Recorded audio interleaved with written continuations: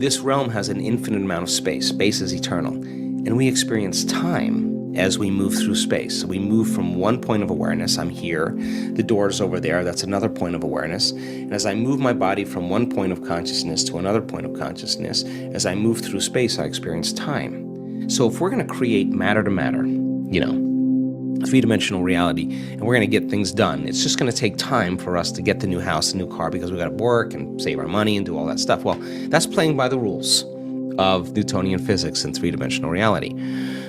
When you play by the rules of the quantum, in the quantum, there's an infinite amount of time. Now, time is eternal. Now, imagine if you had an infinite amount of time, how many things could you get done? Infinite number of things equal to your thoughts, right? That's the quantum. So the quantum is time is eternal, and there's all possibilities exist in the present moment in the quantum. So in three-dimensional reality, Newtonian physics, it's about the predictable. The quantum is immaterial. Nothing's local yet in space and time. All possibilities exist as frequency, as energy, as vibration, as information, as consciousness in the realm of thought. So in the quantum, anything is possible. And it's no different than looking in a dressing room where there's mirrors this way and mirrors this way, and you see an infinite number of views. There's an infinite number of possible realities where one small thing is changed. Just one small thing. You shaved with your left hand today, that now you're in a different reality. You did your meditation, you connected, you come back, you just moved out of that dressing room, and now you're in a dressing room that looks just like that, but something's different. Your wife still looks the same, everybody looks the same, but all of a sudden, here's that phone call, here's that email, here's that opportunity. Now I'm in a whole new dimension, right?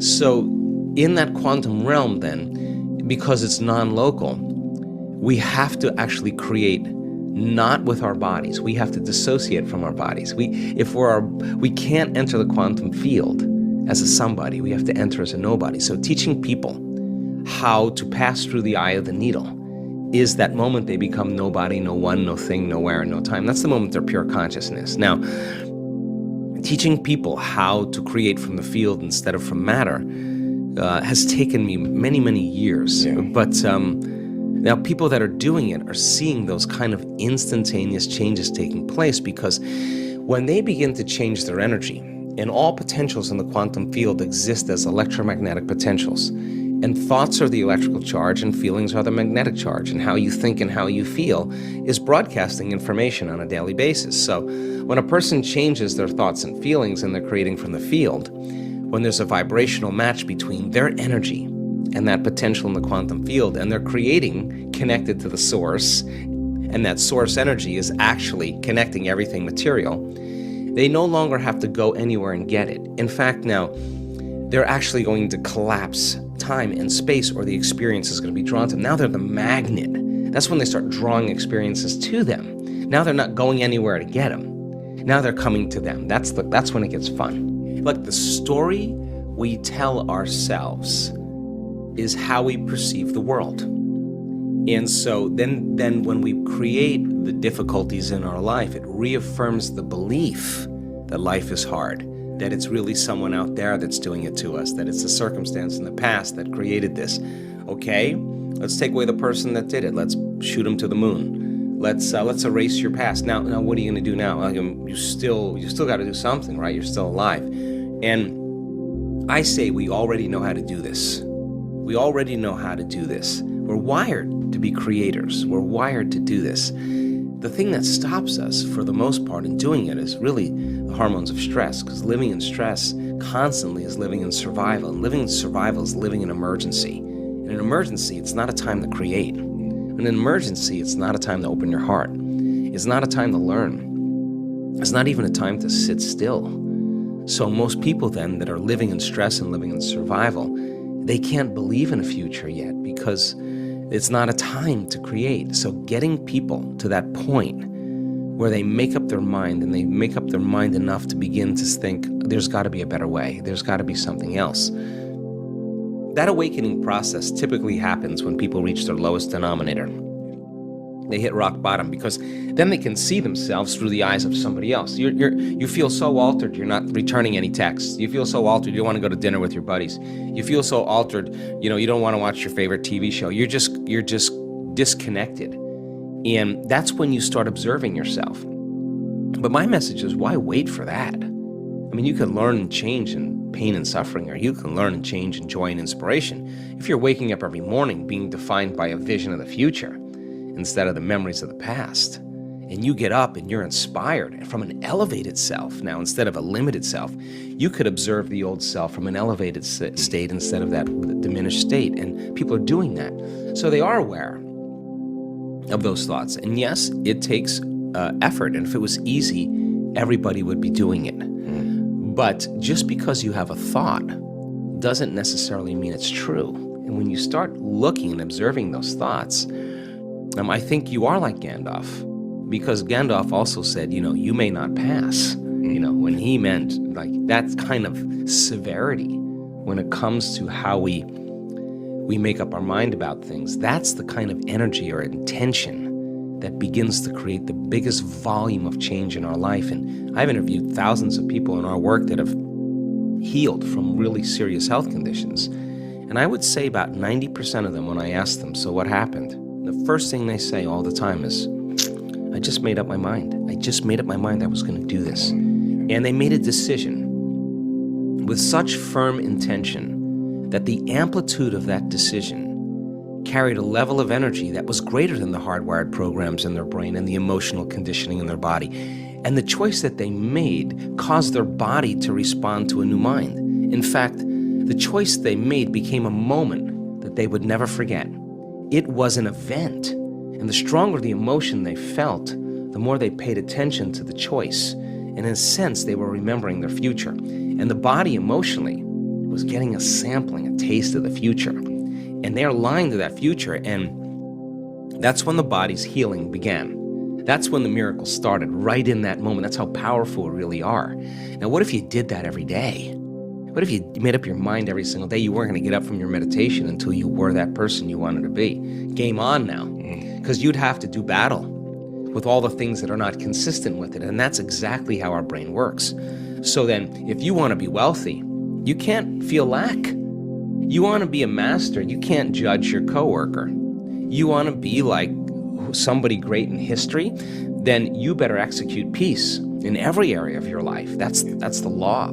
So you take the prayer out on the road now. You take the prayer, and you're the living example of the prayer. That's where it matters the most. And that's when people start getting suspicious and say, Sean, man, did you change your medication? I mean, you're looking way too happy all of a sudden. Well, you're not relying on anything outside of you to bring you joy. You're overcoming yourself every day. And people say to me, well, why do you do your meditations in the morning? I always say, easy. Because if I can overcome myself at the beginning of the day, the rest of the day is easy. Because that's the biggest mastery, right? Absolutely. Is the self. And so people are waking up to that, and they enjoy the process of seeing when they make those type of changes, the feedback that's happening in their lives, the synchronicities, the opportunities, the coincidences, those serendipities that are starting to happen, and they're going, wow, I am powerful.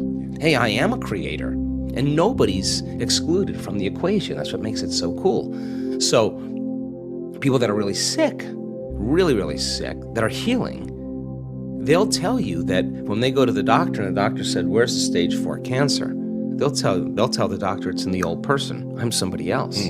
Well, how'd you do it? Well, I downregulated the genes for disease by overcoming these emotions and these behaviors and thoughts, and I upregulated the genes for health. The doctor kind of looks at him and was like, wow. Because it is possible to do that. And we've actually measured it in our events. We know that in 4 days, you can really change your gene expression. Genes that help restore balance, for cancer cells and tumors. Genes that activate stem cells to repair the cells that are damaged. Genes for neurogenesis, the growth of new neurons in your brain. Genes for oxidative balance, for the microtubules, the cellular structure, and the replication of cells. These are all activated in 4 days by people thinking differently, making different choices, doing different things, having new experiences, feeling new emotions. Your genes actually change. And so we're not doomed by our genes. We're not hardwired to be a certain way for the rest of our lives. We are marvels of adaptability and change. So then what does it mean to change? Change means then to be greater than your body, greater than the body that has been conditioned emotionally to be the mind, greater than the body habituated into a predictable future, to be greater than the environment, to be greater than the conditions in your life. And if you're not being defined by a vision of the future and you wake up every morning, it makes total sense then when you see the same people and you go to the same places and you do the exact same thing at the exact same time.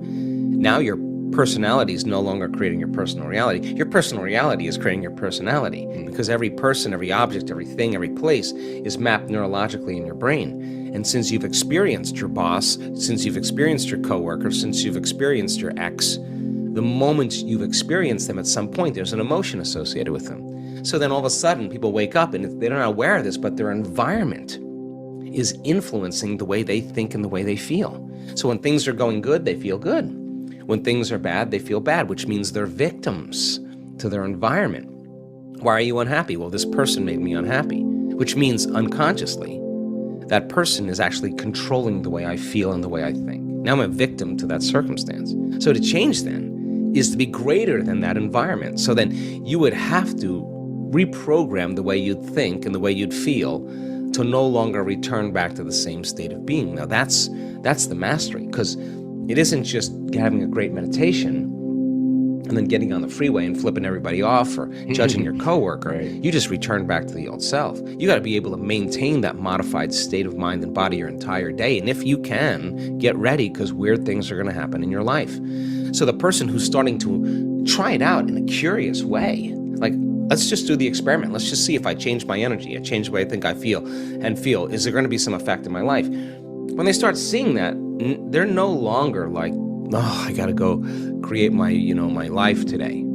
They're actually excited to do it because they don't want the magic to end. They want to keep it going. Now, that's when it gets kind of cool, because this is when you start believing in yourself. And when you believe in yourself, you believe in possibilities, right? And when you believe in possibilities, you got to believe in yourself. When you stop believing in possibilities, you can't believe in yourself. So people are waking up and going, wow, it doesn't matter your skin color, doesn't matter how rich you are, doesn't matter how healthy you are, it doesn't matter how young you are, how old you are, how in shape, out of shape, not even if you've ever meditated before. It doesn't even matter. It's a formula. And you don't need 40 years of dedication to meditation to get it. You just got to understand the formula. And like playing ping pong or hitting a golf ball or dancing the salsa, you're going to figure it out sooner or later, and it's going to get easier.